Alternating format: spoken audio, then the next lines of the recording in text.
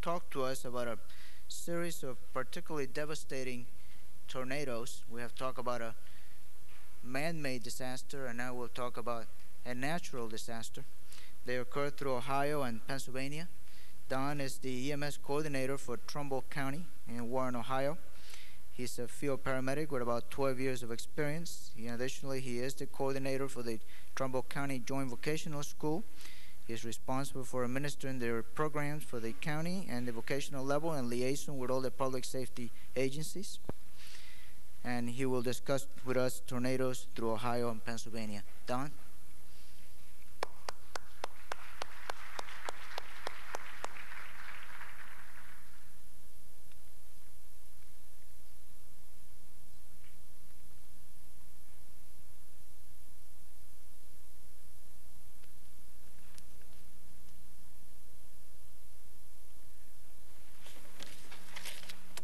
Morning.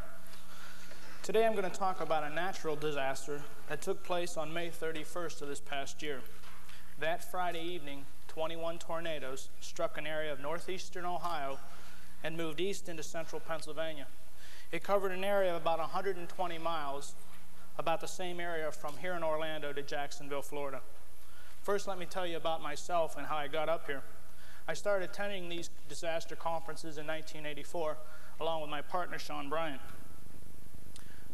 The first conference in '84 was held at Marriott that we attended, and we thought it was tremendous. We gained a lot of information, and a lot of good information. But you have to understand, Sean and I are just grunts in the field. We had no decision-making authority in our communities, and like many of your communities, they thought they knew what they were doing in disaster planning. So with all this information, we've all gone home with a lot of good information. We're all excited about it. And we get home, we can't get people as excited as we were. Well, we had a 23-hour ride because after you watch videotapes of airplane crashes, you're not enthused about climbing on an airplane. So after a 23-hour ride, we thought, is it worth all the sweat and toil to try to go home and educate our own communities? Then we realized we would be where the action was if it should happen. And now I should caution you, don't say if, say when it's going to happen. So we thought that we'd give it a try. Now, how we implemented our plan is a lecture in itself, and I guarantee you I have a lot of enemies at home, and I'm probably not the most diplomatic person there is when it came to putting this through. We only have a small portion of our plan, though. Ours was just the EMS plan. Now, let me give you some background. Trumbull County is in northeastern Ohio. It's about 60 miles north of Pittsburgh and about 60 miles south of Cleveland. We have a population of about 250,000. We're in a 250 square mile area. The biggest metropolitan area is Youngstown, Ohio, and that's just south of us. Our public safety is provided by 20 separately functioning police departments, 34 separately functioning fire departments, of which 23 provide the EMS, and 9 private EMS providers. We have no 911 system, and we have no central communications. Our medical command is not taking the leadership role that it should. Most of our orders are vague and standing. Our disaster services board at that time had a total budget of $11,000 a year. They shared their office with the RAC control board. That's better than we have now because we now have no disaster services. The statistics. There were 101 people killed in both Ohio and Pennsylvania. 1,200 people were injured and sought immediate help. There was 1,348 structures destroyed. There was 2,392 structures damaged, and tens of millions of dollars in damage. Now let me give you some time frames. Remember, this occurred on a Friday night. At 4:25 p.m., National Weather Service issued a tornado watch. Now, how many of us out there pay attention to tornado watches? I do now. I didn't then. At 5 p.m., it was upgraded to a tornado warning. At 5:05 p.m., the first tornado touched down. So with the warning, we had at best 5 minutes of notification. There's been much discussion about the National Weather Service's warnings, and it's the general consensus that the warnings were not adequate. In our small airport, we have our National Weather Service office. The only access is by phone. When the first tornado at 5:05 touched down, it knocked out the phone service. So the worst that was yet to come, they had no way of communicating that to the rest of the county. If we could roll the videotape now, I'm going to use a videotape and some slides to go through this. This tape was done later, and it shows you right immediately and the aftermath.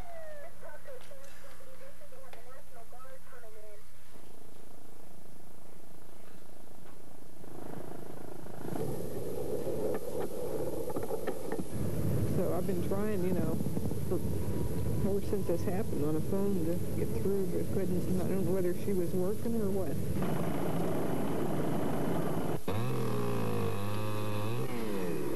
Check the first guy right there.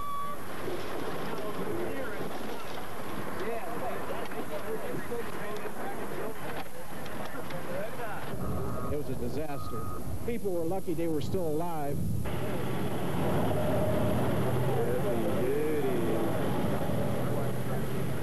It sounded like a freight train or something coming for the house. I was so scared I didn't even think about it. I don't even know what I heard. I've seen tidal waves and typhoons over in the South Pacific. Nothing like this. This is what Ron Alfredo saw. The Texan was visiting family in Mercer County when the tornado struck. He ordered his family into the basement, grabbed his home videotape camera, and started shooting. See those papers flung? That is a tornado. Look at all the papers over there. That's a tornado. Yeah, leave. Get downstairs. It's been 2 weeks since tornadoes hit the Newswatch area. 2 weeks since nature sent us down this trail of tragedy. 15 separate tornadoes tore through our countryside that night, extending all the way from Portage County into western Pennsylvania. A tornado's path is called its track. The first track touched down near Bloomfield in northern Trumbull County just after 5 o'clock. No one could know the worst was yet to come, but it did, a little less than an hour later. Mike Gaunter was manning our radio news desk at the time. As soon as I heard on the scanner that they touched down Newton Falls, and from there on through Niles and Hubbard, the entire night was just dominated by all kinds of scanner traffic, people talking back and forth on exactly what was going on and just how much damage. At that point, we realized just how big the story was. And in fact, it became more than a story. It was just an event for everyone to take part in, and people showed up to help us out, to handle all the coverage. By 7:30, all the damage was done. The twisters hit Newton Falls, Niles, Hubbard Township, parts of Columbiana County. In Pennsylvania, Wheatland was smashed. So were Atlantic and parts of Beaver County. When it was all over, more than 90 people were dead. 24 of those were in the Newswatch area alone. Thousands of homes were damaged or destroyed, and damage estimates were in the hundreds of millions of dollars. We're here tonight to show you how this story unfolded, as seen through the eyes of the Newswatch 27 news team. Most of you have seen these pictures before, but others were busy dealing with the tragedy that weekend and have asked that we show them again. The first pictures of the damage were broadcast live. News director Gary Hansen broke into Dallas just after 9 o'clock with a special report from what used to be a roller rink in Niles. And Liz Lane is also on the scene, and she has reported to us that there was no one in the roller rink at the time that the tornado hit, but they are searching for some possible victims in a little shopping plaza that was located right next door. At this point, there are about 12 ambulances from various companies in the greater Youngstown-Warren area on the scene, and a life flight helicopter has landed on the area as well. But at this point, none of the ambulances nor the helicopter has left. We were ordered back away from the immediate scene of the damage about 10 minutes ago when officials said that there was the possibility of a natural gas leak. By 11 o'clock, the reports were rolling in. The News Watch continues with Tom Holden. Death and destruction was everywhere.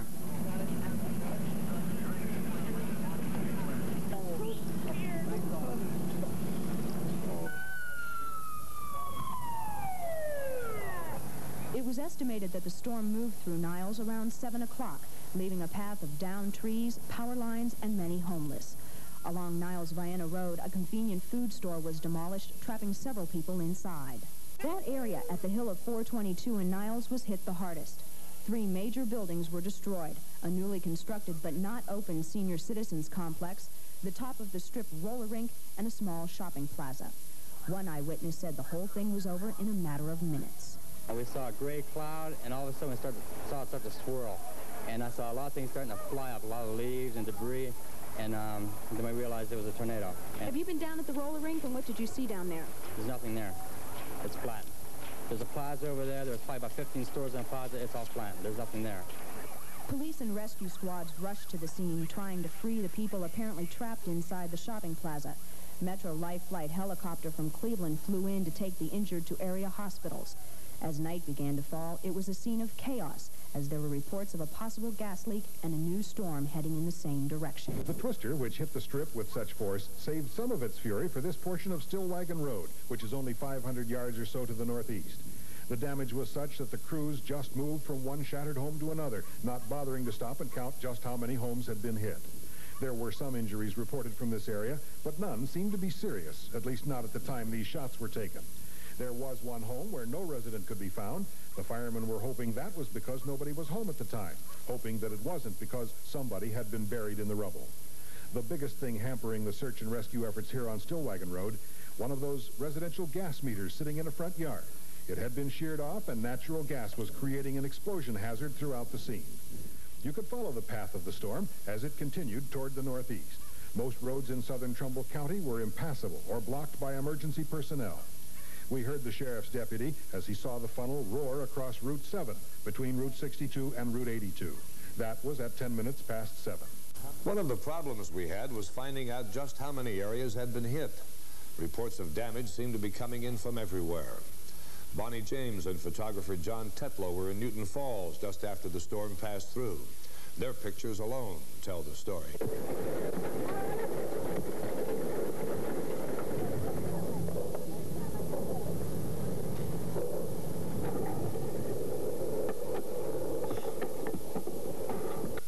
One who watched that tornado approach in Trumbull County was Jerry Dre.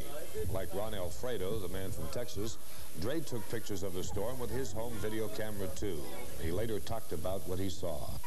Jerry Dre had decided to bring along his video camera to record his daughter's dance recital rehearsal. At the time of the tornadoes, he was sitting outside taking a break. Off in the distance, he saw spherical clouds and decided to run in and get his camera.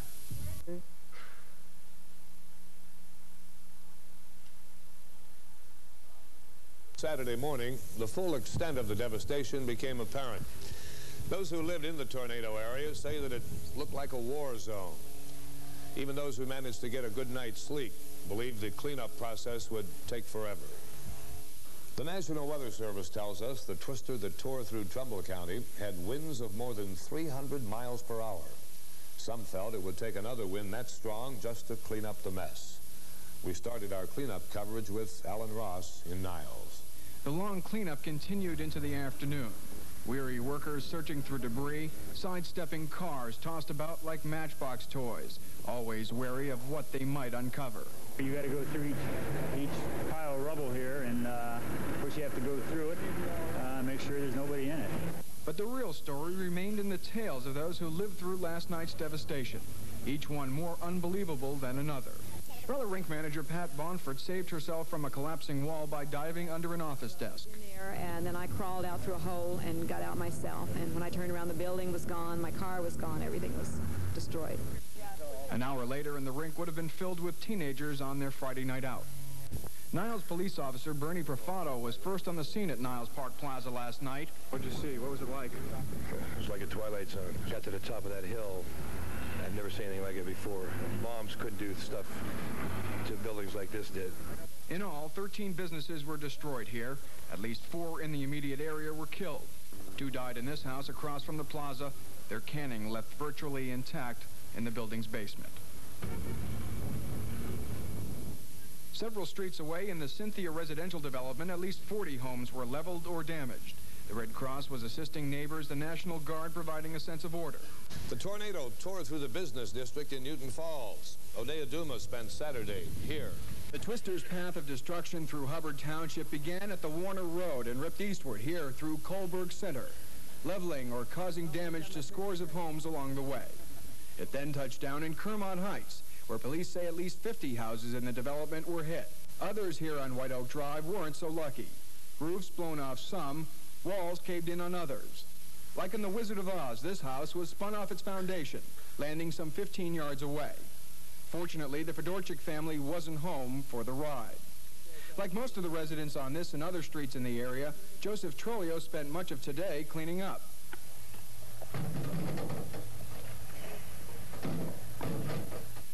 But last night, he and his wife made it to their cellar just in time. It didn't take long for the help to arrive. Literally within minutes of the storm, people of the Newswatch area rolled up their sleeves and went to work. For some, it was helping clear away debris and looking for the injured. For others, it was contributing needed food and clothing. For still others, it was simply going to a church to pray. It came from a group used to saving people's lives. Youngstown firefighters from Local 312 took truckloads of relief packages to the main Red Cross shelter in Trumbull County. We have food, non-perishable food, clothes, appliances, toys. It's unbelievable. Donated time and donated trucks made it possible to transport these goods to the Niles McKinley High School. Stacking what they could and leaving the sorting for later, Red Cross volunteers readied the area for overnighters coming in before the 9 o'clock curfew. We do have clothing, we do have food, we do have diapers. This has been one item that's been requested, by some people. Trish says she also has medical supplies for minor injuries. Firefighters will be collecting another shipment for tomorrow's delivery, again at 7:30 p.m. Red Cross volunteers asked donors to restrict items to non-perishable foods and infants and children's clothing. The shock of Friday's tornado is at least beginning to subside here, and as residents dig out and begin the long-term process of rebuilding, the Red Cross will remain here to meet their most immediate needs. You could change the name of this road and it wouldn't make any difference now. It's called Pine Grove, but as of 10 minutes past 7 Friday night, the pine groves are gone, twisted off above ground level by the tornado. The big need is for hands to help with the cleanup, and help came from quite a distance away today. As dawn was breaking, vehicles loaded with Mennonite men from Hartville and Stark County and with Amish men from even farther away in Holmes County were on the road heading for Hubbard Township. Once here, they all, about 70 of them, pitched in to help clear away the debris. To the question, why did you come? The answer was simple. There was a need. We saw a need. So we decided to come over and help. What prompted you folks? You must have gotten together somehow and said, let's go over. You're right. Mainly the love of God, the need of going and helping those who are in need. And I have work at home, but I decided these people need me worse than I needed at home. So this is what we felt was good for the general public, the country, and go help each other. It is not at all unusual for neighbors to help neighbors in trouble. What is unusual here is the concept among these good men of just how big their neighborhood is. The tornado recovery is underway. The valley's long-awaited economic recovery is still stagnant. Wouldn't it be ironic if years from now, all of us can look back on this cruel act of nature and say that the jobs it created to help rebuild the many homes and businesses that were lost to the storm provided the impetus that eventually led to the valley getting back on its economic feet? One can only hope as we look for a silver lining in this literal dark cloud. To those who suffered and lost so much in the tornadoes of '85, our sincere sympathy. For Newswatch 27, I'm Tom Holden. Tornado 85, a trail of tragedy. Okay, I apologize a little bit for the quality of that. We have some cooperation with our media, but when it comes to getting videotapes, even to bring a lecture like this, they're kind of stingy. So. All right, we're going over the slide. As I go through these slides, you're going to notice they're kind of well documented what happened. Again, we come down here and get all hyped up about disaster planning, and when the big one hits, I guess we converge like everyone else. I live outside of Trumbull County, and when I heard about the first tornado touchdown, I had this fear that struck me, not because of the tornado, but because two of us who were nobody came and preached the Word of God from this conference and said this was the way to do things. And it struck me that what happens if it didn't work? We might have to move down to Florida. After 12 years of being in the business, I know when I leave home, you're not sure when you'll come back. So I grab my camera that I always take. I change of clothes and 5 gallons of water. I have access to a squad, and I headed to Trumbull County. My partner, I live about in this area. I was heading to Niles to pick my partner up, and we were going up to this area, and that's where the tornado hit at 5 minutes after 5.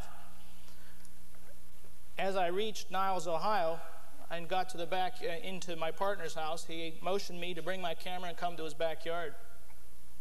At that point, and although I carry my camera everywhere, I'm not real good at it, you'll start seeing a defined tornado. And I started to snap some pictures. Now this was the next picture I have, and if you notice the leaves in this picture, they're starting to turn.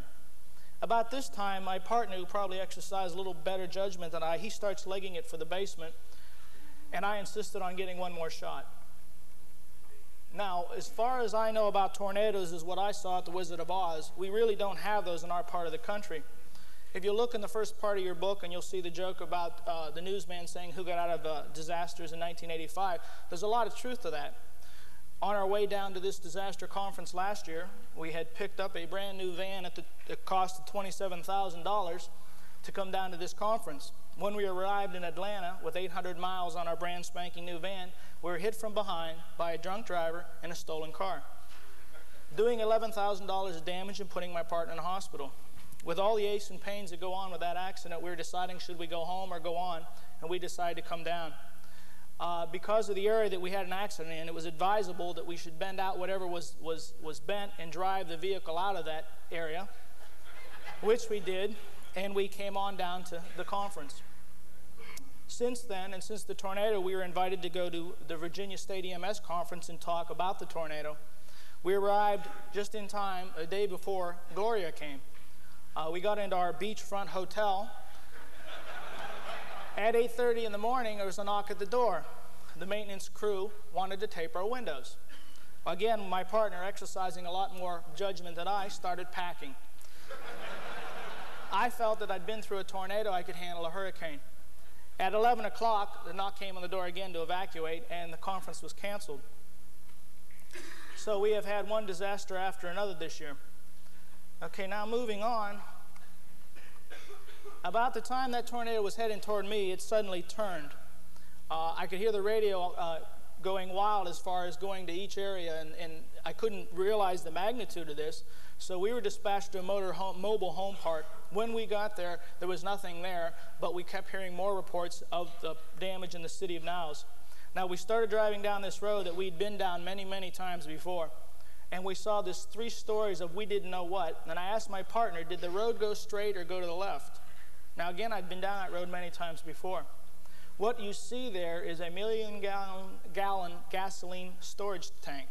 There was a storage facility beyond. It had picked that tank up and threw it in the road. Now, I've been training EMTs for about 6 years, and we used to train the ABCs, and now we train you to scene safety. So as you look at this picture, I hope you notice all the downed power lines. Now, there's some lessons to learn here because I have been in this job long enough to know better, but you have to, I guess, enter into the emotion. There was a house there that was sucked up into that tank. Reports of 2 people inside. Now there's some, and I can't see as well as maybe you can, there's a couple people standing there. We got here and saw the wires. I'm taking a picture right at the squad, and we determined this was an unsafe scene. There's one other thing that was more imposing that bothered me. In the back of this picture, you'll see some white steam, and I can hear loud hissing. That was a natural gas tank that had erupted and was hissing, and I felt that our biggest problem would have been there. So we did what we thought was the wisest thing. We put the van in reverse and got out of there. A problem, that was a good judgment, but the next judgment was bad because down the road came a big red fire truck. And we got this false sense of security. If the fire truck could go in there, we were safe. We went back into that scene. Now, I guess it's a lesson to learn. We are trained from day one to help people, and we're trained and trained as such. And when you see people in need there, you kind of, I guess, risk yourself to go do that. Now, I'm not into heroism. I think you should take calculated risks. That wasn't a calculated risk. I'm not proud of that, but I guess you have to face, if somebody's been in it for 12 years and knows better, can't fight the temptation, how about the younger people that are in your communities? Okay, this is an aerial shot of that storage facility. Now, again, we don't think real clear on those nights, but there was no fire, and the reason was All of those tanks had been drained about a week before. And again, it just rumpled them up like beer cans. Now, at this time, the radio is going crazy for everywhere in the county, and I think I'm where the action is. I have no concept that the magnitude of this. Now, realize the wind speeds of the tornado that I'm showing you pictures of are about 300 miles per hour. Okay, now, these pictures are immediately after the tornado. We moved out of that area when we got reports of other problems in other ends. Now, at the back of this picture, and you might be able to see a yellow fire truck, there's a convenience mart. Now, our access was blocked, not by the bystanders, but by the debris in the road. If you can see, the telephone pole here is sheared off here. Again, this was about 15 to 20 minutes after the tornado went through. Notice the people milling around. The reason for it is they had no place to go. Most of them had been in homes and apartments that had been damaged. Okay, this was one apartment complex we went into. Now, people were approaching the ambulance and just mobbing them to go here and go there. And we basically had to set up command posts and not move until we were sure there was somebody injured. The public had gone in and searched these homes because there was no rescue workers there. But what they did is they knocked on doors and no one answered. They said it was, okay. So we had to go in and organize search. We used volunteers. There was 3 of us that were trained. We went in there and did room-by-room search. If you look in this picture right here where the wall's blown out, we talked to the gentleman there. He said he was sitting in his living room watching television when he heard a freight train coming. And he thought, damn, there's no tracks here. The next thing he knew, he was in the front yard, uninjured. Now, this is the scene that we were presented at the skate center and shopping plaza. This was one of the areas we had some problems at. When we talk about building collapses, and the speaker the other day spoke of that, our people aren't trained to do any kind of rescue in building collapses. And we had a lot of people didn't know what to do in that scene. Now, we had some problems. I mentioned 34 separately functioning fire departments. I hope you realize the implication that they all do things on their own. We did have a plan, and out of 34 departments, 32 of them participated. But of course, the department that didn't participate in our plan had no training in it and didn't know what it was. That was the area it struck. So the first in squad did not establish a command post, mainly because they probably didn't know what one was. They just went in there and started treating patients. There was a lot of bad information issued from this site of 200 to 500 individuals injured. We had been to the site, we had expected the damage and saw it was being well taken care of with no more than about 20 to 25 victims. We left that scene and went to other areas. But the police reports kept saying, send more squads there and send more squads there, which created a problem later. Now, this picture I brought, we know that you don't resuscitate in a mass casualty situation someone without vital signs. And you probably all have that in your plan in black and white. If there's no respirations and there's heart rate, you're going to pronounce them dead. And we know that too, and that's in our plan. And our people, everyone there that are doing that, are trained that. But I want you to notice, and it's kind of cut out, this imposing figure right here. There's a leg, a long pant leg, and you'll see a white coat. Okay, that is a physician. A physician who showed at the scene and demanded that that patient be resuscitated. Now, that patient had an I-beam across her head and chest. She was, by all stretches of any imagination, dead. But he insisted that we resuscitate that, and the younger people involved there, rather than to argue, and they were being intimidated. They were threatened. Their license would be pulled. They did resuscitate, and it took 5 people to resuscitate that patient, and of course unsuccessfully. So if it's in black and white, that doesn't mean anything. We're really no better reading than we are writing. Now, later on in the evening, we did finally establish a command post. It was not till about an hour and a half later. It was after we had every squad from, as the previous speaker said, places you'd never heard of before. We probably had 70 to 80 squads there, and the best we were going to do is remove bodies. This gentleman did a fabulous job after he got there. Okay, this is the medical command post. Now, we could not still realize the magnitude of this until the next day, and this was in the neighboring county because we had no phone service and no electricity, so we had no newspaper, of the magnitude. Twisters smash area, many die. We then started to think of the magnitude of the things we went through. This was an aerial shot of the skate center and the shopping plaza. Now, that's the foundation of the shopping center. That was the skate center. Now, realizing that all of that debris had been moved by hand within about 8 or 9 hours. We used cranes for the heavy I-beams, but we had to do hand search because we didn't know how many people were in there. The rescue crews, for having no training, did a marvelous job of moving that. And this picture was taken at like 7 or 8 o'clock the next morning. So we did a fabulous job. Proud of it in one respect and unproud in another, because we should be trained on how to do that. I think we all got thinking that only happens in Mexico City. We didn't have real tall buildings, but we had building collapse. This was the nursing facility that they talked about. Now, this is the rebuilding of it. It was a 120-bed facility. It was due to open 3 days later. But look at your nursing facilities now. The modern ones are one-floor plans, and if there is a basement, it's not accessible for a 20-minute evacuation. What do you do with those people? Our plan calls to put them in the middle of the building, I guess, so it's harder to dig them out when the tornado hits. This is the next morning. Now, if you're gearing your disaster for the first hour or 2 hours, you better change things because it's the first week. This gentleman had been in the command post since about 9:30 the night before. It's about 7 the next morning. You can see on the gentleman's facing you the fatigue. Okay, I don't really want to trust that gentleman to make a decision after being at this for about 8 or 9 hours. We realized the magnitude of it and that we had to get some relief. Now, we're kind of simple in the way we do things. You'll see that old street cone, and it says command post, and you see the orange vest, a cheap little $2 vest, but it worked. When you had 200 and 300 rescue workers showing up in anything from blue jeans to uniforms, who did you know who was in charge? It was amazing the people went to that vest. He stayed in his command post. He did not leave. He kept people on the radio, so he was in constant contact with anybody he had to talk to. Notice the orange body bag. Okay, how many people in this room have enough disaster pouches where they know where they're at that can immobilize them for just the disasters that have happened this year? Realizing that our disaster was going to last a week or two and our public safety was taxed for at least the first 2 weeks, we split up into 4-man crews. 4 men stayed at the fire department on call, 4 stayed at the fire department to rest, and 4 were out in teams doing search.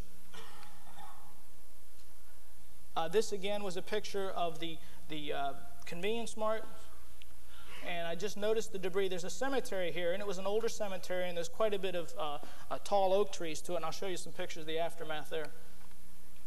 Now, this was that same picture the very next morning by 6 o'clock. Private industry and the public cleared the roads for us. We didn't even have to ask. They knew it needed done, and they did it. I kind of felt we could handle any disaster since we handled one of this magnitude, but we had a different set of problems. We had such a wide area of devastation, we didn't have a lot of problems with the media because they had plenty of places to go. A lot of the problems you'll have with a closed incident, we didn't face. We did have our sightseers, and they did become a problem later. Now, this street's interesting. There's 50 homes on this street. It's a lower economical neighborhood, but we forgot them. The roads were blocked at one time. We tried to get there, and then we completely forgot that these people fended for themselves, and they took a direct hit. The next morning when I went down through there, they had cleared the road themselves. They had taken care of their own. When we talked to those people, I have never seen in my life people that had been so horrified. The people who had been through that tornado and had experienced it firsthand were so grateful to be alive. Nothing else mattered. That they lost everything did not matter to those people. They threw a black party that night. Okay, this is an aerial view of another city about 15 miles away that took the direct hit, and it was one of the first cities hit. Notice the water tower. Okay, it looks like it's untouched. The tornado came down this path. It was moved 4 feet that we didn't notice about 2 days later. You'll notice there's a building here. That's the bank. Unbeknownst to anybody but the bank president and the janitor, in the basement of that bank was the old fallout shelter. And the janitor got out more equipment than we'd ever seen in our lives. The IV bags had expired in 1952. But the cots, the blankets, they set up a field hospital out there with that stuff that they happened upon. So you might want to check the basements of your communities and see just what you have there. We don't have a lot of money. As I said, $11,000 was our budget. We have no budget now. So we have to make do with what we have. But you ought to check on your resources of what you do have. The disaster's no time to find it. This is just some more pictures of the devastation. When you come down, it's hard to bring. I have hundreds of slides of the same thing. I just got the cue from behind the curtain to speed up, so I'll go through these kind of. That is a piece of masonite that was projected into a home just to show you the force of the tornado. The only fire we had was the next day. We had no water, so it burned unchecked. I took this picture. It's out of focus, but the MP looks like John Candy, so I had to snap the picture. The military police, when they come to your town, it's an experience. There's the next day. Again, starting to realize the magnitude of this. It's an aerial shot of the devastation. Okay, this is a list of the tornado victims. Now, we're kind of proud that our triage worked. I think the tornado cutting the county in half had something to do with half the victims going to one end of the county and the other going to the other. But we did a good triage job. Now, to hospital administrators, our plan worked, but you only had a busy Friday night because the most victims you got was about 40 or 45. This was the command post and all the operations. I'm going to flip through this fast. The amount of giving became a problem. We served 88,000 meals in the first week. This is to show you if you see the back of this house, there is no back to it. They kind of had a sense of humor. This says, "Welcome to the land of Oz." This is Gone with the Wind. And you had to commercialize it too, and these were in demand. T-shirts, "I survived the tornado of '85.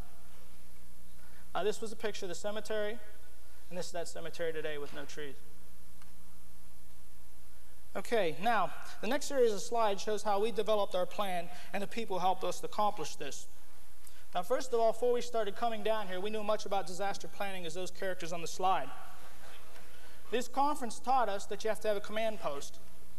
Alexander Buttman, who lectured here, taught us who was to be in the command post, how he was supposed to be identified, and what he was supposed to do.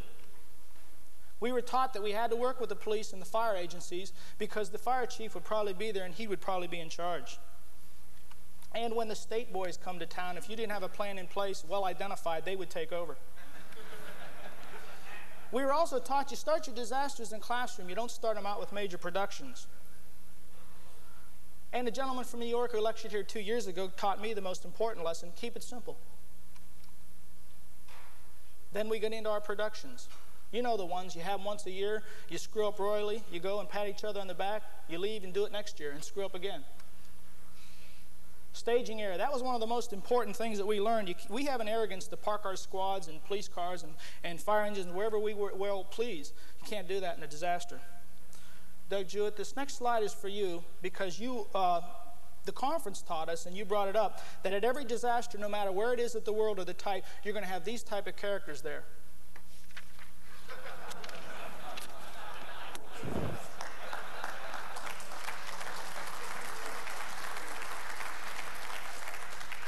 Either by their lack of interest or by their sudden interest when disaster strikes. You taught us that some people had to be sacrificed for the plan. We learned to include everyone from the start. Mr. Rich Adams, if you're out there, you gave us the media side of the story and the importance of their being involved from the start. They're going to be there, so you better include them. And Jeffrey Mitchell, if you're there, you taught us it was okay to be human and express our emotions. And although the public perceives us as superhumans, we must have faced the reality of our own capabilities. I must make a remark about the funeral directors in our area. They have provided us with all the support we need. They deal with disaster on a daily basis. They are the most trained professionals I've ever worked with.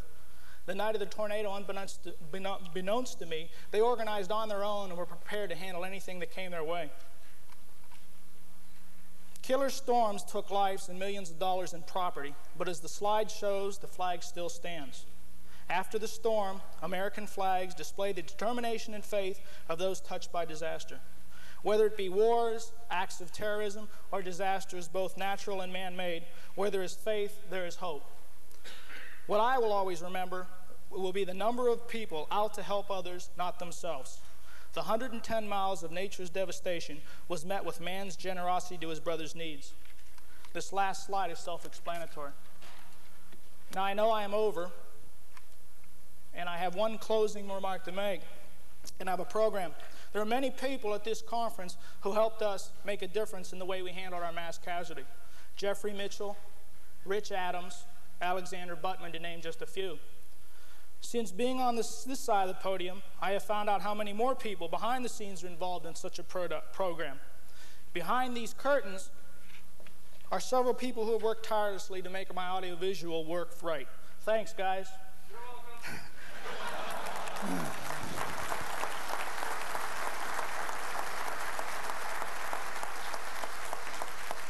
To Dr. Solar, Barbara Z, and her staff, you have made me completely welcome.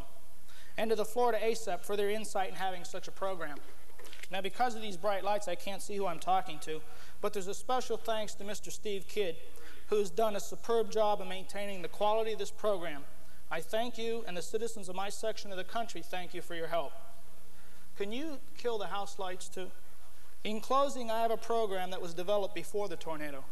It salutes the emergency care workers who devoted their energy to their profession. So as a tribute to everyone at this conference, I'd like to present We're the World.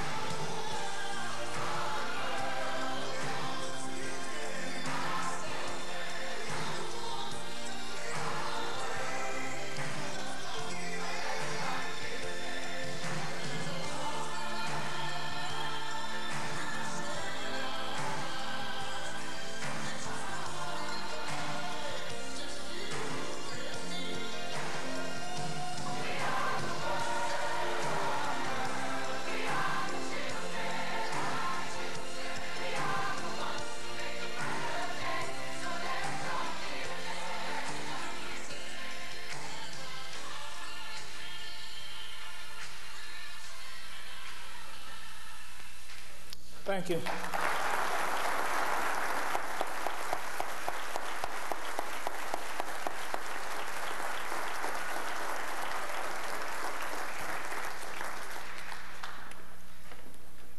Don, that was great. I just have one brief question. Has there been any action taken to notify local physicians of your protocol for mass casualty in regards to resuscitation, etc.?